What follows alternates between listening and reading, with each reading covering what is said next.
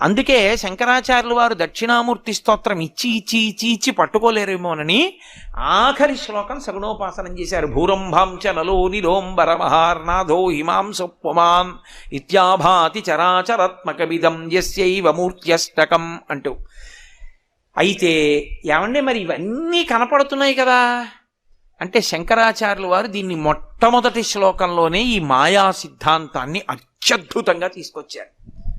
విశ్వందర్పణ దృశ్యమాన నగరీతుల్యం నిజాంతర్గతం పశ్యన్ ఆత్మని మాయయా బహిరివోద్భూతం యథా నిద్రయా యస్ సాక్షాత్కురుతే ప్రబోధ సమయే స్వాత్మానమేమాద్వయం. శంకర భగవత్పాదులు అన్నారు, ఏమండి ఇదిగో మాయ అంటారు ఏమిటండి, బల్ల కనబడుతోంది, మైకులు కనబడుతున్నాయి, నేను కనబడుతున్నాను, వాళ్ళు కనబడుతున్నారు, స్తంభాలు కనబడుతున్నాయి, పరదాలు కనబడుతున్నాయి, మాయ అంటారు ఏమిటి, ఉంది కదా విశ్వం అంటావా? విశ్వం బయట